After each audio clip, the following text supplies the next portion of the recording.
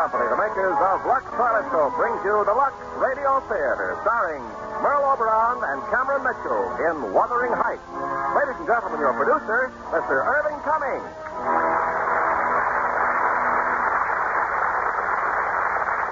Greetings from Hollywood, ladies and gents. Tonight not only begins the 21st year of the Lux Radio Theater on the air, but we will present the first of our 20 great motion pictures of the past 20 years. Our opening masterpiece is Mr. Samuel Goldwyn's tempestuous drama, Wuthering Heights, one of the world's great love stories.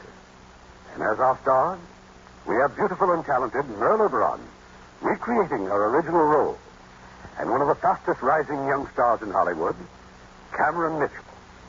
Following our play, we will pay tribute to our special guest, Mr. Samuel Goldwyn, who will tell us about his latest production, Guys and Dolls.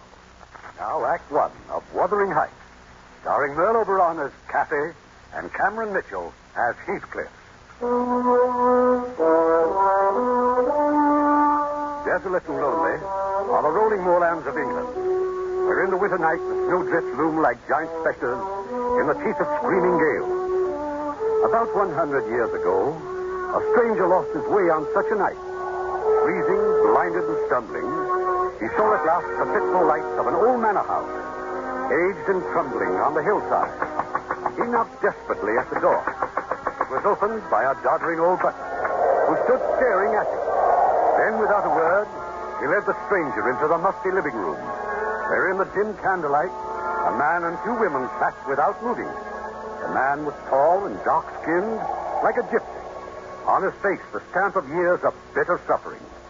At last, the man turned and spoke. Who are you? What do you want? My name's Lockwood. I've lost my way on the moors. Strangers have no business on the moors at this time of year, and no business here at any time. But I couldn't find a village.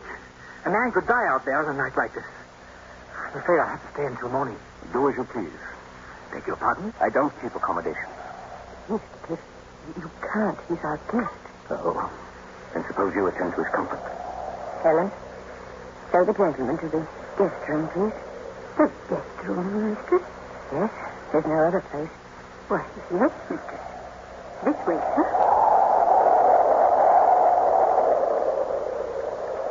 Now, you hold the lamp, sir, while I unlock the door. Of course. Mind you don't stumble on the carpet. You call this the guest chamber? It was once. It's a trifle depressing. May I light a fire? No fire will burn in that grate, sir. The chimney's been clogged for years. Must have been a fine old house then. What's it called? This is Wuthering Heights, sir. And the tall chap downstairs with the piercing eyes. That'll be Master Heathcliff, sir. And the once lovely lady who looks at him with fear? That's his wife, Mistress Isabella. Well, good night, sir. If you want anything, there's the bell rope. My name is Ellen. Well, thank you, Ellen. Good night. What is the door? The window. The cat's broken the window. Oh, stand back. I'll close it.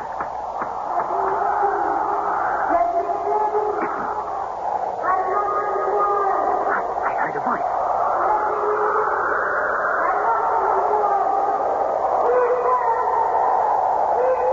Good heavens.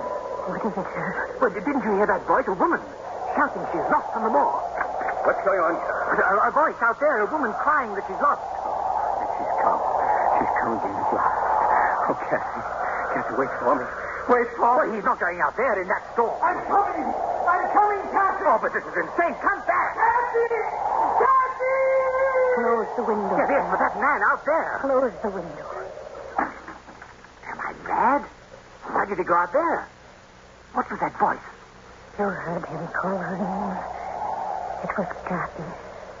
Kathy? Who is she? Kathy is a girl who died. Oh, but I don't believe in ghosts, if that's what you mean. I don't believe in phantoms drop in the night. You don't believe? Perhaps if I told you her story, you'd change your mind. About the dead returning. Tell me her story. It all began the day I came to Wuthering Heights as a servant. That was 15 years ago. It was a sweet, well-kept estate then. Mr. Earnshaw was master, a fine man who dearly loved his two children, Kathy and Henry. One day, Mr. Earnshaw returned from Liverpool with a foundling boy he had picked up. A dark, savage-looking gypsy lad with the most dreadful marks of beatings on his back. Mr. Earnshaw called for me the moment he arrived. Give him a good scrubbing, Ellen, and put some of Hindley's clothes on him. Yes, sir. Come with me, lad. Don't touch me. Let me alone. Goodness. Now, son. Ellen won't hurt you. You're safe here. No one will ever beat you again, and you'll always have plenty to eat. Potty! Get out of my way. Hello, Father. Well, Hindley, Kathy? Papa? Who's that boy? Yes, who is he, Father? Children, this little guest will pay us a visit for a time, as long as he wants a home here. He's dirty. Look at him. Kathy, don't make me ashamed of you. Hindley, he will sleep in your room. In my room? I won't let him. He's a dirty gypsy. That will do, Hindley. Take charge of the lad, Ellen. And what will his name be, Mr. Earnshaw? His name? I think we shall call him Heathcliff. Yes, sir. Come, Heathcliff. That dark, brooding boy who never before had known kindness brought a subtle change to life at Wuthering Heights. The three children seemed to play well enough together, going stamping off over the moor on their ponies and climbing the crags together. But neither Kathy nor Hindley were open and frank anymore. And one day the children fought openly. Your father gave me this pony. It's mine. Give me that pony, do you hear? Or I'll tell Father you boasted you'd turn us out when he died. That's a lie. I never said it. Of course you didn't. He did. He'll cheat us out of everything. You never had a father, you gypsy beggar, and you'll never get mine. Hindley, don't hit him. No, don't. He's crippled down the other stone. Oh, there. Fancy that'll teach you. Hindley, he's bleeding. Serves him right. Gypsy scum. Heathcliff, are you hurt? He hit me with that stone. Heathcliff, why don't you ever cry when you're hurt? Like other people. Why should I cry? I'll pay him back someday. I don't care how long I wait if I can only pay him back. Heathcliff, don't say those things. Come, Heathcliff. Now Hindley's gone, we can have our game at the castle again. I don't feel like playing at the castle. Please. You always smile and laugh when we're there. Come on, Heathcliff.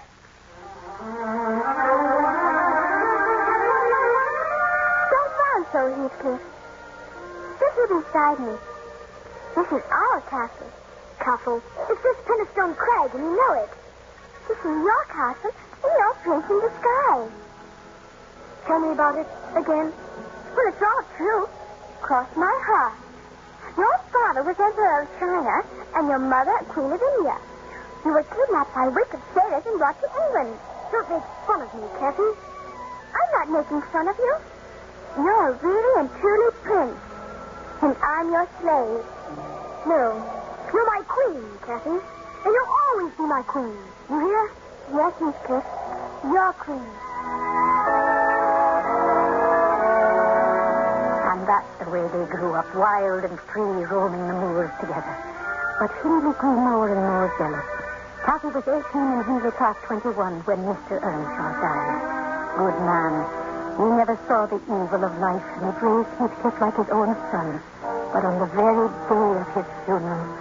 You're not going into that room to look at my father's body. Why? He loves me more than you. He's past your wheedling now. I'm master of Wuthering Heights. If you want to stay here, we've need for a stable boy. A stable boy? That or get out. And that's what he became. Heathcliff, who had lived under this roof as one of the family, was a stable boy. Well, give me a hand up to my saddle. Very well. Sir, you gypsy beggar. How many times must I tell you? That's better. By the time I come back in the morning, I want these stables scrubbed. Scrubbed, you understand? If you're not, I'll thrash you till my arm drops. Heathcliff. Heathcliff. Yes, Kathy. Oh, Heathcliff, I heard him.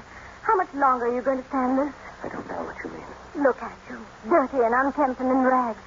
Why aren't you a man? Why don't you run away? Run away? From you? You could come back rich and take me away. Why aren't you a prince like we said long ago? Why don't you rescue me, Heathcliff? Kathy, come away with me now. Now? Where? Anywhere. You mean leave as we are? Live in haystacks? Steal our food? Oh, no, Heathcliff. That isn't what I want. So you just want me to go off alone? Oh, no, Kathy, no. That I won't do. I've stayed here since your father's death. I've been beaten and cursed like a dog, abused and driven mad. Just so I could be near you. And like a dog, I'll stay to the end. Yet Heathcliff did run away. The abuse was too much even for his great love, and he disappeared. Kathy found the new world in her first introduction at Linton Manor with Edgar Linton and his sister Isabella, both Kathy's age. Music and laughter were there, and it was escape from Wuthering Heights. Edgar Linton fell madly in love with Kathy. They were constantly together. Then one evening, Edgar brought Kathy home in a pony cart. As quickly as I could, I tried to warn her. My hand down from the cart, Miss Kathy. Thank you, Edgar. Oh, Ellen, we've had the most marvelous time. Kathy, come here. Excuse me, Edgar. Something wrong, Ellen? Heathcliff's back. Heathcliff? When did he come back? Last night. He talked so strange. Here he is now. Hello, Kathy. Heathcliff. You said you'd stay away until... Why were you gone so long? I didn't expect to find you here. Why were you gone so long? Why? Because I've met the Lintons and stayed at their house. Because I've learned to dance. And because I've had a wonderful, delightful, fascinating time. Are you the stable boy? Would you mind putting my horse up for an hour? Yes, and you might wash your hands and comb your hair, Heathcliff. So I needn't be ashamed of you before a guest. And look after Mr. Linton's horse. Let him look after his own horse. Pleasant fellow. How can your brother allow such a beast of a gypsy stable boy to act like this? Beast of a gypsy stable boy? Of course, a roadside beggar giving himself airs of equality. What do you know about Heathcliff? Judging from this performance, all I need to know... He was my friend long before you. That blackguard? Blackguard and all, he belongs under our roof. And you speak well of him or get out. See, are you out of your senses? Get out, I said, or stop calling those I love names. Those you love?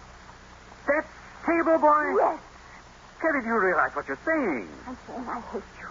I hate the look of your milk-white face. I hate the touch of your soft, foolish hands.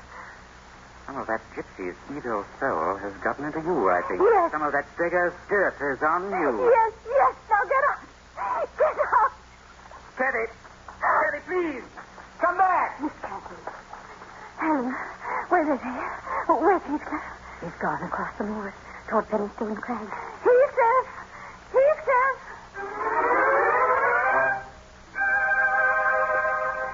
Oh, Heathcliff.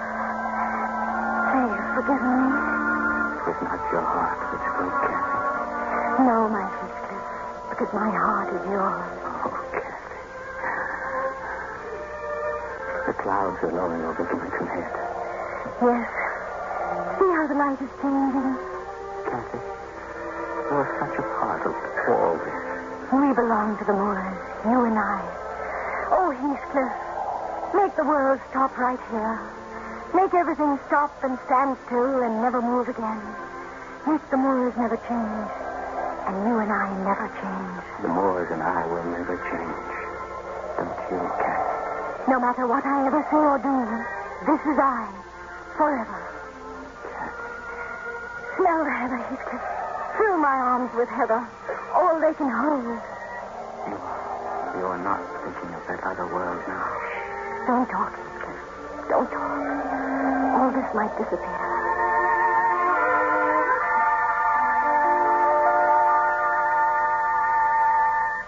Ellen, hurry, please. My hair's not nearly fixed yet. Supposing you're not ready when your Mr. Linton gets here. Any young man who'll come sniveling back after the way you treated him. But I sent my apologies to him, didn't I? Of course he'll come. Oh, Kathy, I can't believe this change in you. Just yesterday it seemed you were a stupid, harum-scarum child with dirty hands and a willful heart. That's my other nature, Ellen. I still have it. It used to fly around wild, but now I can coax it into a cage whenever I want to.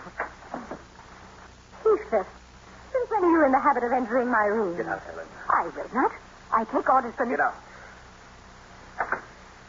Well, now that we're so happily alone, may I know to what I owe this great honor? He's coming here again.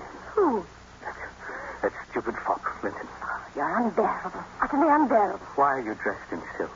Because gentle folk dress for dinner. Why are you trying to win his puling flattery? I'm not a child anymore. You can't talk to me that way. I'm not talking to a child. I'm talking to Kathy. My Kathy. Oh, I'm your Kathy. Yes, you are. And I'm to take orders from you, a dirty stable boy. Kathy, where's your heart? You had your chance to be something else. You left here once. Why didn't you stay away? Now let me alone. That's right. That's right. The dirty stable boy can't come near you lest he soil your dress. But who soils your heart, Kathy? Who turns you into a cheap, vain, ambitious fool? Linton does. You let yourself be loved by him because it pleases your stupid, greedy vanity. Stop it. Thief or beggar is all you were born to be. Kneeling beside the road, begging for favors. Not earning them, but whimpering for them with your dirty hands. No. All I am to you now is a pair of dirty hands. Well, have them then. Have them where they belong. No, Kathy. It doesn't help to strike you.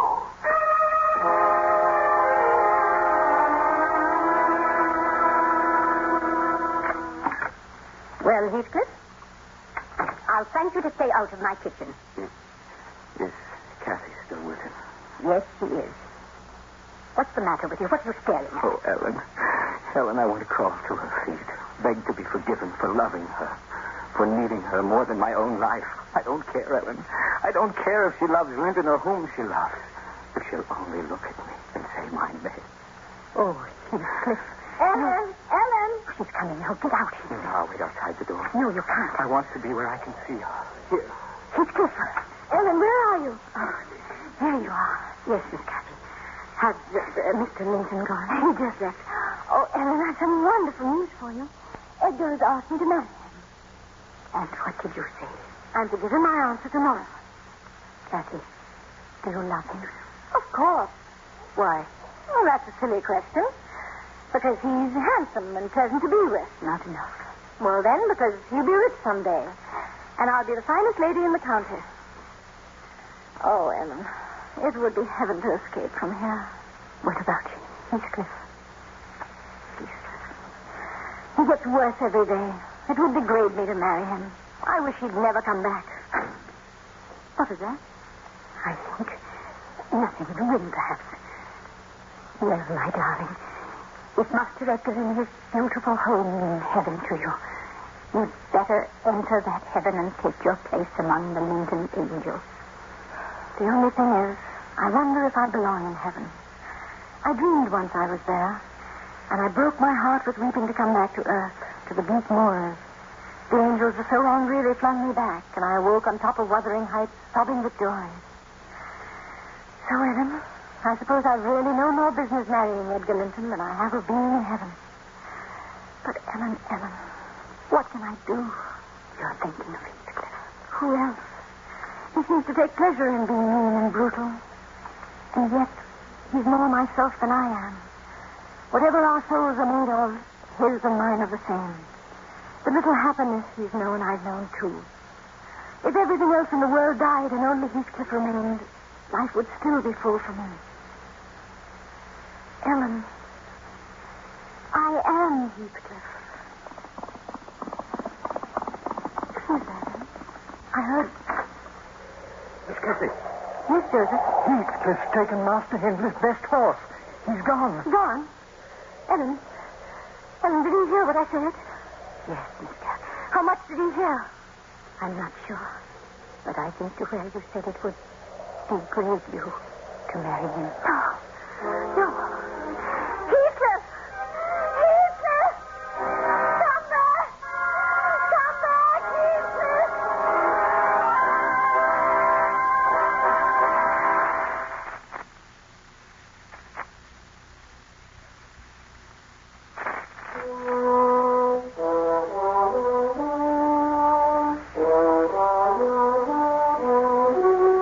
On that stormy winter night a century ago, a traveler Lockwood sat in the musty guest room at Wuthering Heights, listening to the story told him by the old servant, Ellen.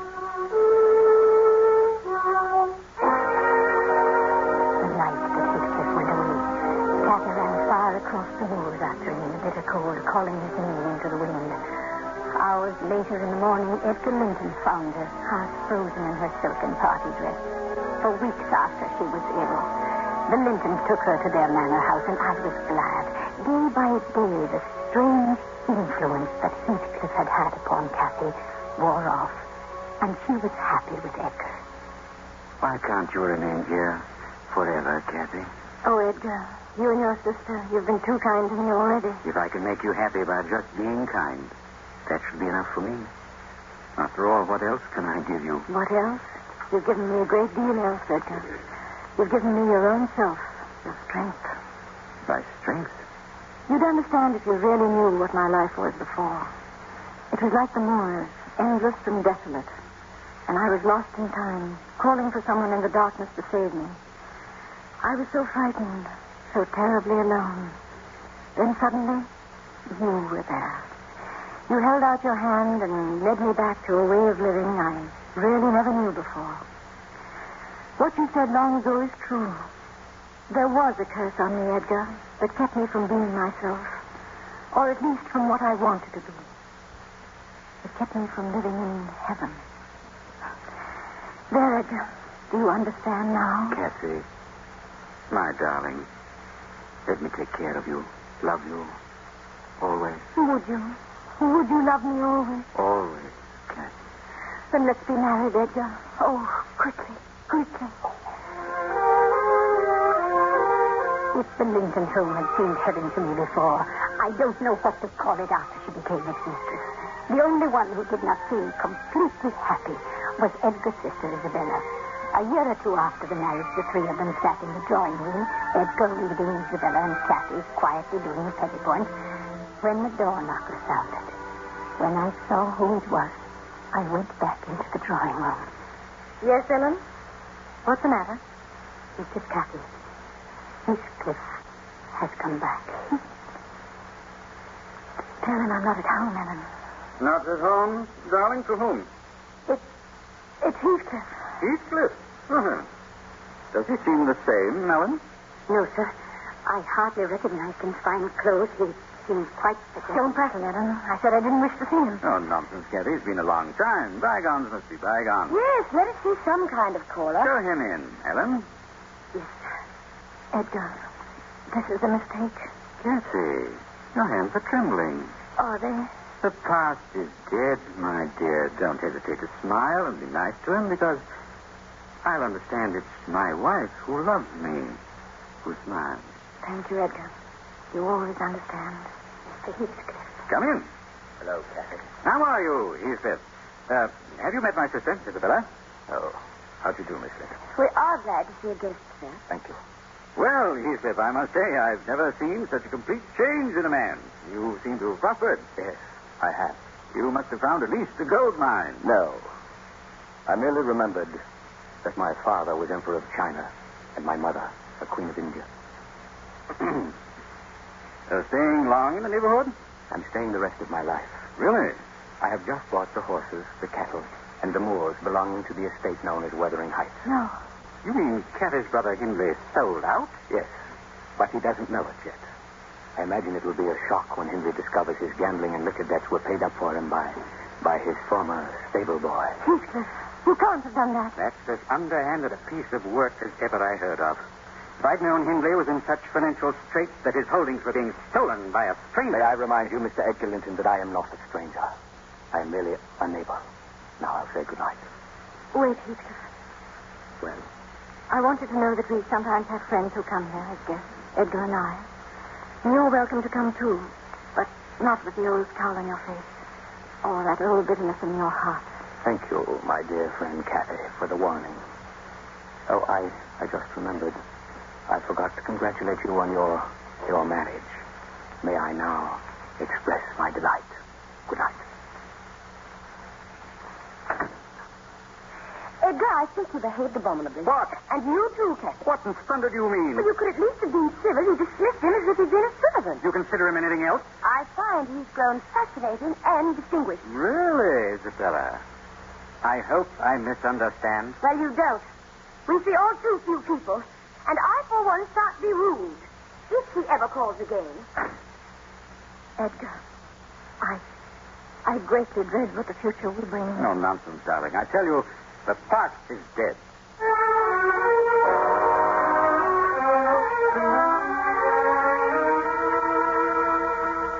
That's all, Joseph. I'll occupy the master bedroom. Yes, sir. You'll stay on, of course. Thank you, sir. Shall I pack Master Hindley's things? No. Just move them out of the master's bedroom. He'll remain under this roof. Master Hindley, sir? Yes. He gave me a roof once when I needed it. Joseph, I take it he's drinking a great deal. Yes, sir. Dr. Kenneth has ordered him not to. Give him all the drink he wants. Yes, sir. A lady's waiting to see you, sir. A lady? From Linton Manor, sir. Oh, why didn't you tell me? In the future, Joseph, announce visitors immediately. Oh, Miss Linton. Are you disappointed, sir? Not at all. I was passing by. My horse went lame. I see. I just want to tell you I'm furious with my brother and Kathy. They received you most shamefully last night. Your brother didn't send you with this apology. Oh, no. In fact, he's forbidden me to... To speak to me? Yes? And Kathy also forbade you? Yes. Then, in all the moorland, you're my only friend. I would like to be. Thank you. Miss Linton, I enjoy frankness. You didn't come here to apologize. And your horse didn't go lame. Why? You came because you're lonely. Because the house you live in is too happily wedded for an outsider. Because it's no joy to ride the moors alone. Is that right? Yes. Then, my dear, you needn't be lonely anymore. Oh. You think it's strange that I should kiss you? I don't know. You hate it? No. I see you like frankness, too.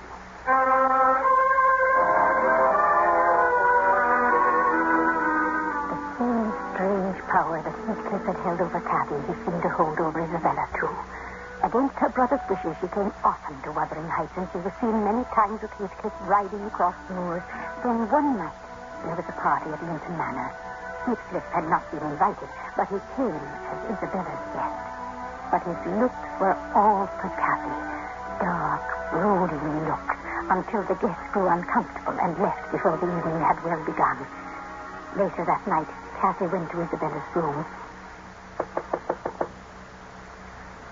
Isabella, may I come in? If you wish. Are you getting ready for bed? Yes. Oh, wasn't it a lovely dance tonight? May I speak to you for a moment? Well? Isabella, you behaved disgracefully tonight. In what way, may I ask? It was bad enough asking Heathcliff here without consulting or preparing. You have forbidden me? But to throw yourself at him the way you did. Well, you refused to dance with him. I had to dance every dance as a result. You vain little fool. Really, Kathy? I'm going to open your eyes. Isabella, don't you see he's using you? Don't you see he's using you to be near me, to smile at me behind your back, to try to rouse something in my heart that's dead? It's you who are vain and foolish, Kathy. Heathcliff is in love with me. That's a lie. It's not a lie. He told me so. He's kissed me. Yes, kissed me. Held me in his arms. Told me he loves me. I'm going to your brother. Yes, go to Edgar. Tell him Heathcliff has asked me to marry him, and that I have said yes. You hear? Yes. You can't, Isabella.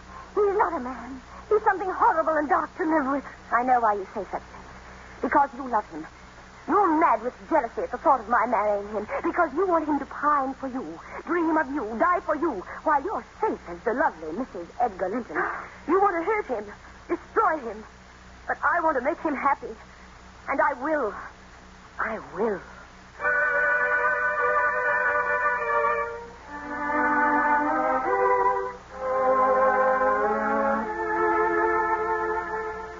Sit down, Kathy. I won't say I'm not surprised to see you. Does Edgar know? He wouldn't approve. Heathcliff, is it true? Is what true? Did you ask Isabella to marry you? Did you? Heathcliff, you mustn't do this villainous thing. She's never harmed you. No, Kathy. But you have harmed me. Then punish me. That's what I intend to do. How? Every moment I hold her in my arms, when I kiss her, when I promise her life and happiness, you'll be punished. You'd marry her to do that? Yes. To teach you the ways of pain and the awful hell I'm in. Heathcliff, if there's anything human left in you, don't make me a partner to this crime. Kathy, if your heart were only stronger than your dull care for the world and its conventions, I'd live silent, content in your shadow, begging for an occasional word or thought, as I used to do. But no, Kathy, no. You had to destroy me with that weakness you call virtue. You had to keep me tormented with that cruelty you think so pious. How have I been cruel? You wished to be known as the finest lady in the county. You wanted your luxury and your light. At the same time, you wanted to keep me, your despairing lover. Heathcliff, that's not true. Now that I am returned, had you given me the smile of love, I might have been content. Well, now, Kathy, you needn't think of me as your despairing and foolish lover. You can think of me as Isabella's husband and be glad for my happiness as I am for yours.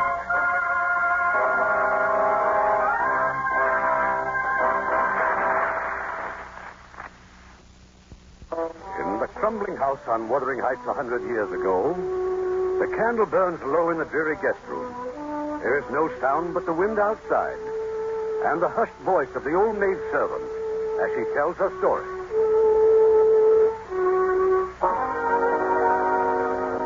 It was then that Isabella Linton came into this house as a bride.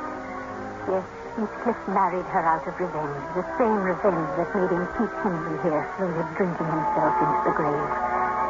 Isabella learned the reason for her marriage to Heathcliff, but she was powerless to do anything. Then one day Dr. Kenneth, an old friend, came to see her. He had come that morning from Linton Manor. I tell you, Isabella, go back where you belong, to Edgar's house. Edgar disowned me, Dr. Kenneth. I know, but he needs you now. Kathy is gravely ill. Really? Didn't you know? But it's a matter of days now, perhaps hours. She can't be dying. Yes. Fever, inflammation of the lungs. This intense cold and something else. Something else? Yes. I'd call it the will to die. If Kathy dies, I might begin to live. Isabella. Begin to live. In this house with Heathcliff, nothing can live. No, Hindley. Nothing but hate. So you think you'll begin to live when Kathy dies? You won't. Oh, Hindley, what is it? This house, I can feel the hate within it like a crushing weight. Of course you can. And you. He hates you even more than he hates me. Stop it. He loathes you. Every time you kiss him, his heart breaks with rage that it's not Kathy. Isabella, why don't you do what I've been so weak to do? Kill him. Don't talk to me. Get away. Kill him, while there's still time to save your immortal soul. Well, Hindley, remarkable. Really, Hindley, that's the first coherent speech I've heard from you in weeks. Heathcliff, please don't. I tried to stop him. Thank you, my dear wife. Your loyalty is touching. Your curses will come home to feed on your own heart. Every agony you've ever given will return. Laugh now, Heathcliff. There's no laughter in hell. Heathcliff, why do you have me here? My dear, existence would be so much less without my boyhood friend under my roof. Heathcliff, you poison yourself with paying him back. Send him away and love will come to this house. Kiss me, Heathcliff. Tell me you love me. Tell me, darling. Why isn't there the smell of heather in your hair? Let me come near you, please. I can make you happy, my darling. Let me, please. You'll never regret letting me try. I'll bring life to you. Life and sunshine and freshness. Put your arms around me. Look into my eyes. Your eyes are empty, like Linton's. They aren't empty. You look deeper. Look at me. I'm pretty. I'm a woman. Let your heart sing. Just once. Oh, you. God, why did you give me life? What is it but hunger and pain? Mistress Isabella. What's she want here, Helen? I've come from Linton Manor to speak to Mistress Isabella. Then you'll do so in front of me. Her brother is asking that she come home for a visit. Oh, so he's lost some of his pride, has he? Well, there's none gone in this house. Please, Mistress Isabella. He needs you. Needs her? What is this, Ellen? Why does he need her? Let go of me. Kathy's ill. Yes. She's dying. Kathy's dying. Yes. She's dying. You're not going, Heathcliff. Yes, no. Saddle my horse. No. She belongs to Edgar. She belongs to me. If she's dying, let her die in his arms, where she belongs. Let her die. Let her die. Now, who speaks of hate? Get out of my way. Heathcliff, no. No.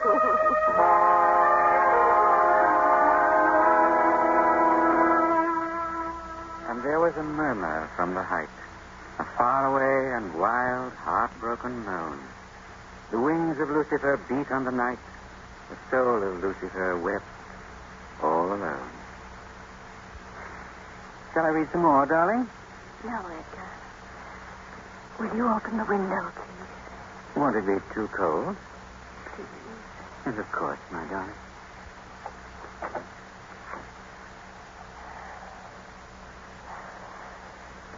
Now I can smell the heather. And Edgar, isn't there a south wind?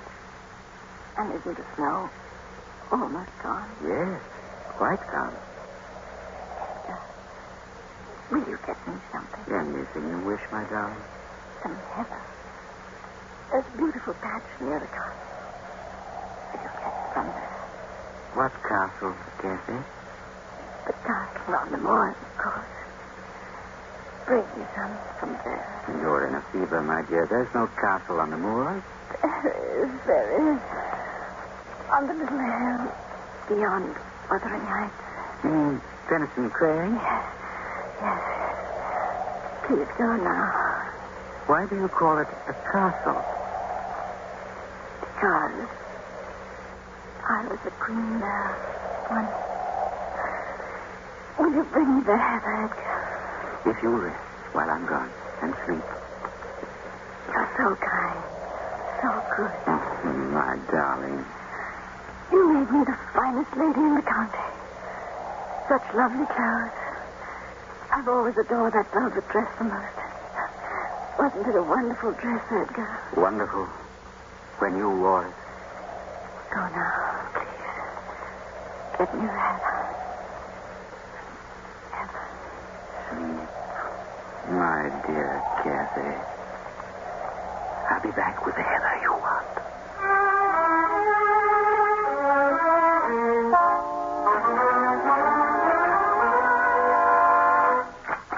Where is Kathy? She's not to be disturbed, sir. Master Edgar's gone for the doctor. Kathy. Oh, my Kathy. He's there. Come here. Kathy. I dreamed you'd come before I died.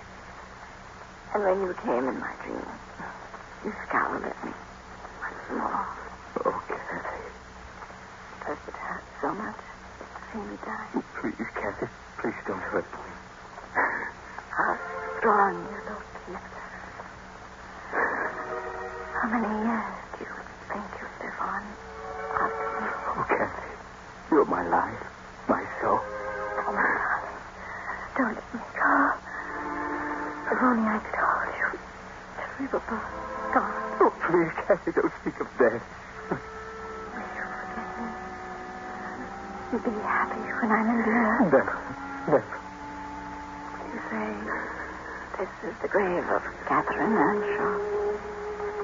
I loved her long ago and wept to lose her. But all that's past. Oh, darling. I could as soon forget you as my own life. If you die, Kathy, if you die, there will be no peace for me, ever.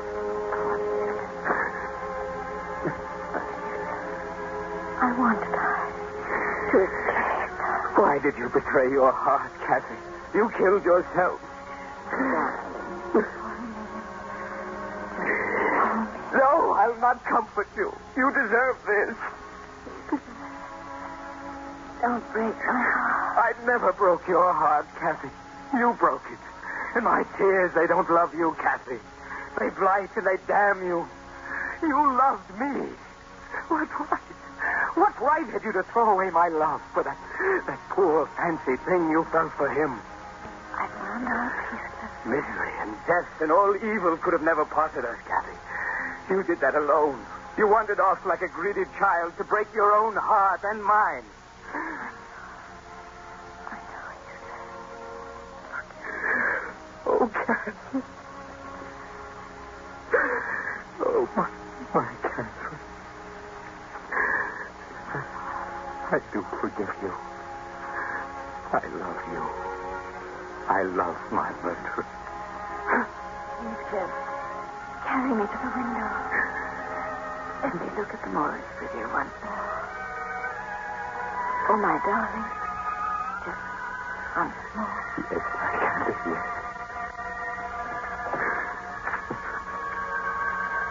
How lovely the sky looks. Over there is our castle. Remember? I'll never forget. The castle, Heathcliff. I'll be waiting there until you come. I'll be waiting there till you come.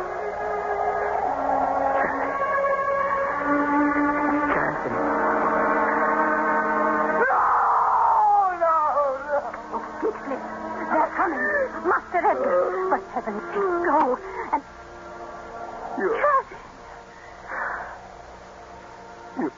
You're dead, my Kathy. May your soul hear this before I go. May you not rest so long as I live on. I cure you, Kathy. Then haunt me. Be with me always. Haunt me, only don't leave me where I cannot find you. I cannot live without my life. I cannot live without my soul.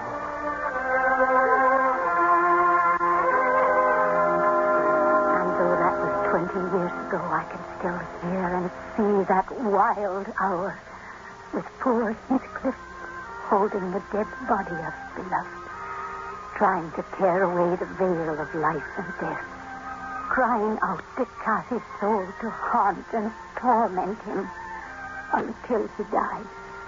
Then the strange voice that I heard was Kathy, and Heathcliff went to follow her into the storm.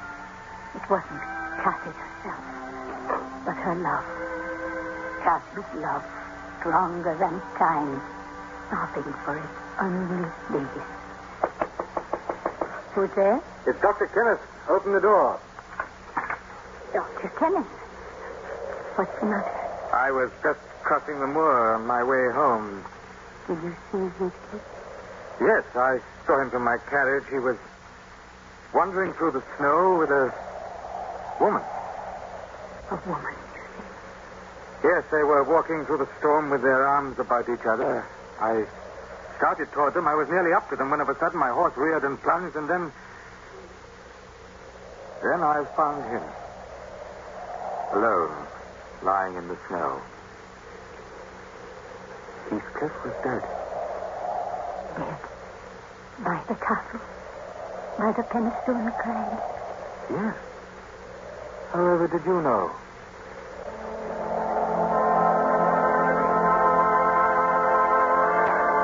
Look down, my Heathcliff. This is really our castle now. And I will always be your queen.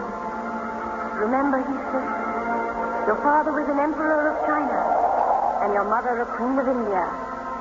We have our castle now, Heathcliff, and our love, now and forever.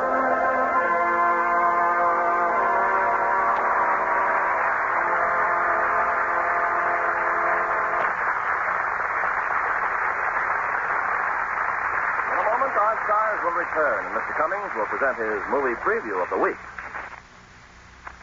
Thank you, Merle Oberon and Cameron Mitchell, for making Wuthering Heights even more memorable by your fine performance.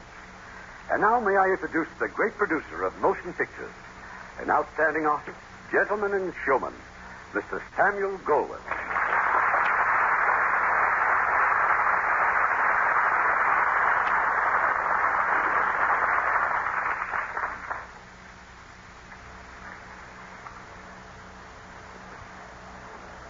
Thank you, Irving. I thoroughly enjoyed the show. And Merle, dear, you were just wonderful. Thank you, Sam. Listening to you took me back to the time when we did the picture together. Your performance tonight was just as great as it was then. And thank you, Cameron Mitchell, for doing such a fine Heathcliff. Thank you. Wuthering Heights is still a great love story. the greatest ever told on the screen. Certainly is. Mr. Goldman, why don't you bring back Wuthering Heights? There are so many people who would like to see it. I expect to. Do bring it back, Sam. People are always asking me when they can see it again. And to see beautiful Merle Oberon in a lovely Lux complexion. It is a Lux complexion, Irving. I was introduced to Lux when I first came here from England, and it's been my favorite toilet soap ever since. Now that we're on the subject of dolls, when are you going to bring out Guys and Dolls? Sometime next year. I'm preparing it now and expect to start photographing early next year. Guys and Dolls is one of the biggest hits on Broadway of the past few seasons. The rights to film it must have cost a lot. I understand you paid over $1 million for the picture rights. That's right, I did. No wonder you're so careful with the casting. You certainly made an excellent choice in casting Marlon Brando as Sky Masterson. Will Marlon sing and dance? He will. The first time musical, but Marlon can do anything for my money. And for mine. I just finished making a picture with him, and he's wonderful. I'm also interested in the girls' roles. Don't you have anyone in mind for Miss Adelaide, Sam? I've made a decision, and I'm sure the public will delight at my choice. And for your information, she'll have a lovely Lux complexion. How about the part of Nathan Detroit? That will have to remain a secret for a while. Well, I know the picture will be done as only Sam Goldwyn can do it, in a way that has always set such a high standard for all Hollywood to follow. Now, thank you, Irving. Now tell me, are you continuing with your high standard next week and presenting another great motion picture? Yes, Anne. It's one of Warner Brothers' finest pictures of last season. Edna Thurber's great novel, So Big. And as our stars, we will have one of the most accomplished artists in Hollywood, Ida Lupino, co-starring with one of our most handsome leading men, Robert Stack. That should be a wonderful show. Good night. Good night. It certainly will. Good night. Good night. And thanks for a great opening show. And best of luck to you, Sam, and Guys and Dolls.